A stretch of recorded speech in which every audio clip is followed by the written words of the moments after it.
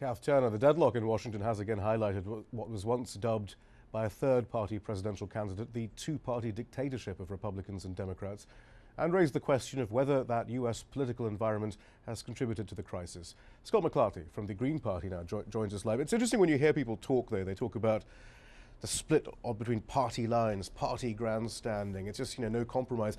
I would imagine you'd argue, though, that actually they're just two wings of the same party. It's not really anything very different when you look at the framework of their discussion. Well, we see a lot of the discussion taking place in terms basically dictated by the Republicans, and the Democrats seem to be going along with that. Now, when you're talking about things like Social Security, cuts in Social Security and Medicare and things like that, basically you're talking about dismantling the basic infrastructure of our democratic government and the protections that it affords Which people. is why it was so startling, though, when a Democratic president seemed to be putting that on the table with some gusto and some eagerness, really, which again makes you wonder whether this really is a two-party system. Well, I think those of us in the Green Party would dispute that it's it's not a two-party system. It's a two-party status quo.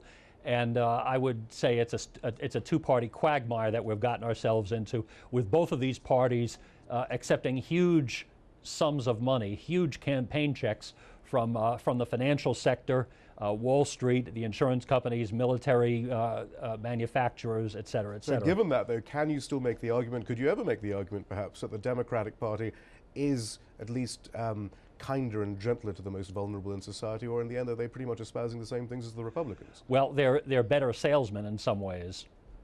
When they're talking about Social Security, when they're talking about reducing Social Security, the Democrats, led by President Obama, seem to be bent on enacting Republican agenda there. All right, so and we see the opinion polls.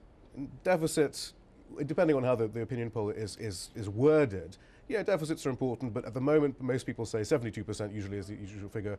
Jobs, job creation, spending by the government to create jobs and so forth. These are not our discussions we're hearing on Capitol Hill right now. Well, we need these discussions. Right, so given that they're not happening between the Republicans and Democrats, are parties like yours seeing any influx of interest?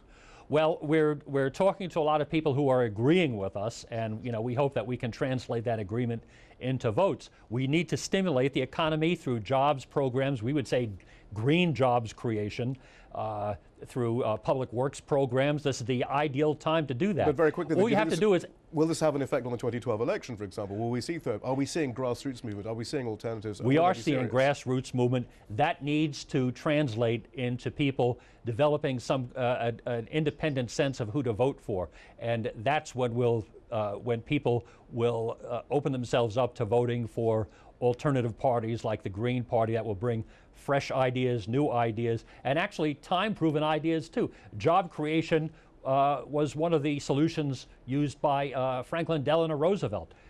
Eisenhower created lots of jobs throughout his 2 terms in office. Well, we'll see if the time has finally come. Scott McLarty, thank you very much. Thank you. Or later in the hour with